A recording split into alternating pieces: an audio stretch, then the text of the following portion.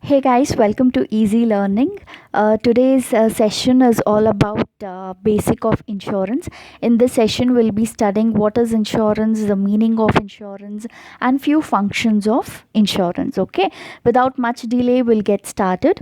So, what do you mean by insurance? This is a term which we keep on listening now and then, right? Insurance is nothing but what? In simple terms, it is a protection against losses. See, each and every step you take in your life, consider your professional life or your personal life, it is associated with risk, right?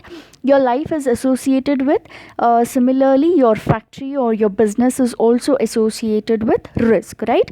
In order to cover these risks, there is something known as insurance. Say suppose if you are running a factory, right? If you are running a factory which owns which has machineries involved in it, if you take fire insurance on that particular factory or on that particular equipment or machineries, say suppose tomorrow if that building catches fire, that particular building can be claimed, or those damages can be claimed by the insurance company. Fine, this is what it is, nothing but getting some safety measures or getting some preventional measures with the help of insurance companies. This is all about insurance. Insurance is nothing but it is an agreement between two parties, guys. Yes, here there are two parties involved, wherein insurance company provides a guarantee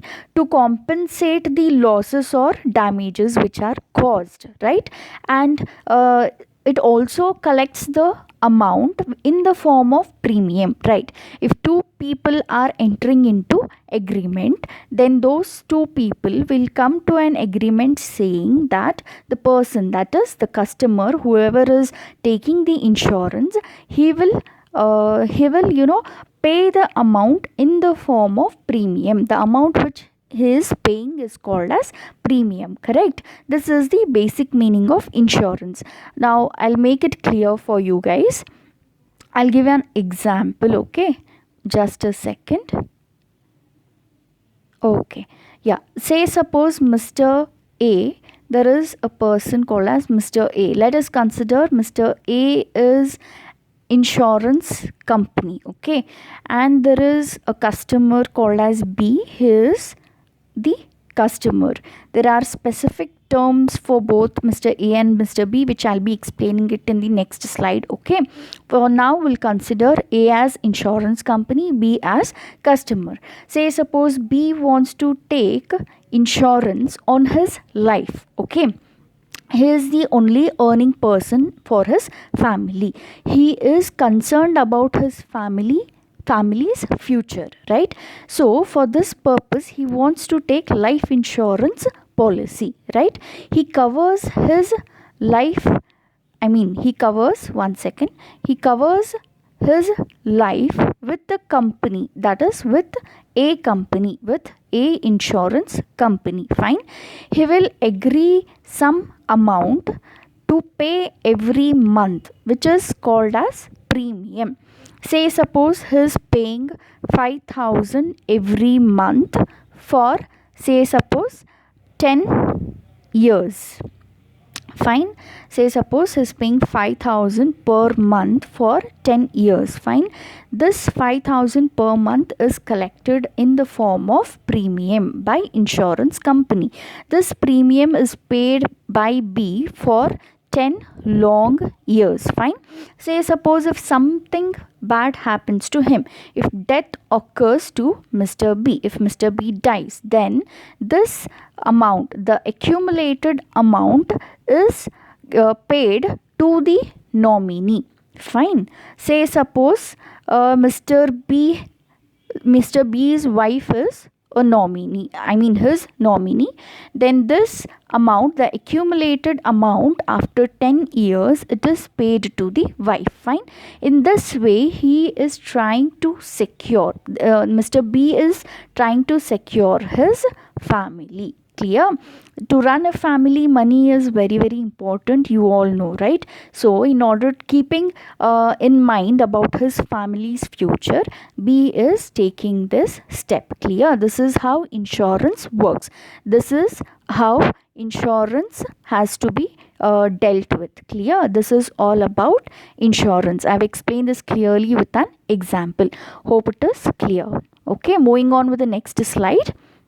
Yeah, here there is a definition, you can just refer. Okay, I have explained it clearly. Yeah, now here there are two parties involved, right? We are studying about parties involved in insurance contract. There are two parties here basically. One is insurer, and he is also called as assurer. Second one is insured, or he is also called as assured. Okay, who is insurer now? Insurer is who? Insurance company which provides insurance is known as insurer. In the previous example, as I explained, I termed Mr. A as insurance company, right? A is called as insurer or assurer. He is giving assurance, he is giving a guarantee to the other party, to the customer, who is called as insured, that if something happens tomorrow, then I will give, or I will guarantee that your loss will be recovered or they will be claimed. Clear? This is insurer. Insured is opponent person, that is the customer who is taking the insurance policy, or is also called as policy holder. Clear? I hope it is clear. Moving on with the next slide, we have functions of insurance. It is segregated into three parts, that is primary functions, secondary functions and other functions. First we'll study about primary functions. Yes, first point on the primary function is insurance provides a certainty. Yes, this is a very very important point, guys. Certainty is life or business are uncertain in nature because they are risk oriented. You never know what is going to happen tomorrow, right? How insurance provides certainty now? Customer is paying money in the form of premium amount every month, or every quarterly or yearly, however the contract is between the two parties. Like that, the customer goes on paying the amount. What happens? This payment will give a sense of certainty to the person. Insurance provides certainty of payment at the uncertainty of the losses, right? The uncertainty of loss can be reduced by better planning and administration. If you plan better, then always there is a way to be safe. Insurance relieves the person from such difficult tasks if at all he is planned about the insurance. Clear? This is all about the first point. Second one is insurance provides a protection. Yes, you always you all guys know that prevention is always better than cure. The main function of insurance is to provide protection against probable chances of losses. Probable chances of losses means what? The risk is probable in nature. It may happen or it may not happen. If it happens, then also no worry, because you have planned for insurance, you have planned for the recovery. If at all there is if at all the risk is not happening, then no worry, the amount is safe. It is kind of investment. Clear? Now the time and the amount of the loss are uncertain always, right? And at the happening of such risk, the person will suffer loss in absence of insurance, right? If at all the insurance is not there, then he will obviously undergo losses. Say suppose if the insurance is there, then what happens? It will guarantee him the payment of loss, correct? And also it protects the person, that is the insured, from the sufferings or from the losses, right? This is how insurance provides protection. Clear? Third one is what? Risk sharing. Yes, insurance itself is nothing but sharing the risks. How risk is shared here? I'll give you a simple example. Okay, Insurance is nothing but what? Insurance company pools money. It is a device, or it is a tool where it pools the money, right? N number of people are taking fire insurance. Let us consider an example. Okay, there is one company called as XYZ. Fine, there are n number of customers who are taking fire insurance for their factories, for their buildings. Fine, now those people who are taking the what insurance from XYZ company against fire become risk sharers. Fine, the risk is what? Fire, right? If at all the building catches fire, then the amount shared by all those people will be given in the form of what? The accumulated funds to the needy person. Clear? N number of people are there here to share the risk. If at all one person is undergoing the loss, the entire amount which is collected by everybody is given as a help to that particular person. Tomorrow if another person is undergoing the same problem, then again the same process will be followed. Clear? This is about risk sharing. Then third point is clear. Next, moving on with secondary functions. Yeah, first point under secondary function is prevention of loss. Yes, as I explained, insurance is nothing but it gives prevention against loss, right? Prevention is always better than cure, right? Then second point is insurance provides capital. Yes, now here what happens? Insurance company accumulates n number of funds, right?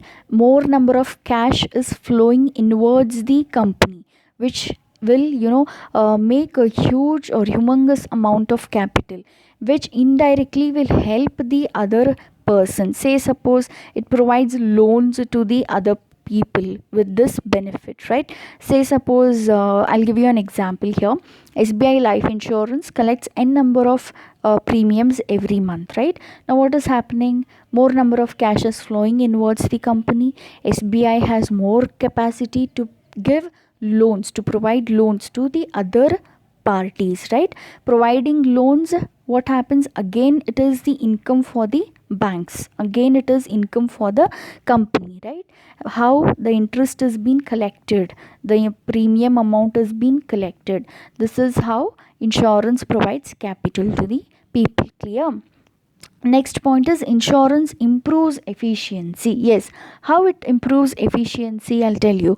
If a person is out of stress, if he is having insurance policy with him, then he can work efficiently, he can work stress freely, right? He cannot it is not necessary for him to think about tomorrow, because his tomorrow is in safe hands. He has already plans for his tomorrow's what uncertainties. Clear? This is how it will make him more efficient to work towards his progressiveness. Clear? Fourth point is what? Insurance helps in economic progress. Yes, how insurance helps in economic progress? There are two factors basically here. First factor is it obviously protects the society from huge losses of damages or destructions or deaths, and also provides an initiative to work hard for the betterment of the people. Correct? What happens here? It is giving protection. This is the first factor. Second factor is it is giving the capital, it is accumulating the capital, which is very very helpful for the society, which will indirectly give progress to the economy. Understood? These are secondary functions. Next we have other functions. These are general functions. First one is insurance helps to save money. Yes, this is very very important. Say suppose you want to do some savings, you are entering into job tomorrow, you want to save money, then insurance would also help you to save your money, because when you know that you have to pay monthly somewhere, some installment has to be paid somewhere, then obviously the person will reduce his expense, or the person will put certain amount in his savings. Clear? That is first point. Second one is insurance is an investment tool. Yes, most of them will play or will take the insurance as investment tool, right? If at all you want to invest, say suppose insurance is better than FDs, I could say.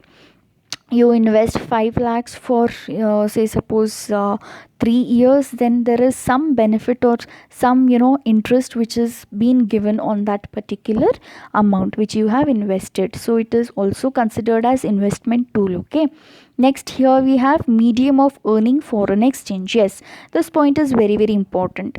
Say suppose you are a merchant or you are a vendor or you are some business person who want to undergo some foreign exchange, or you want to undergo some import and export business. If at all you have an insurance, it is very very easy to enter into such business. Import and export business, insurance is a mandatory there. Fine, to import and export, insurance is mandatory, so it also helps foreign exchange. Clear? The next is risk free trade. Yes, this is very very important. Say suppose I'll give you an example of marine insurance here. Okay, you are an importer. Okay, you have import goods from other country. Now your goods are all set to come to your country. Now on the way something happens, the goods are caught by the fire, or the goods are drowned in the water by the natural disaster, or the boat might have caught with an accident in between its travel, right? If at all such dangers or such risks happens, that time if at all you have insurance on the goods which you are importing, then obviously that will work as a recovery for you. Clear? That is why we say that it is a risk free trade. Understood? I hope all these points are clear. This is all about meaning and basic functions of insurance. Next class I'll be teaching about the further topics. Clear? Okay.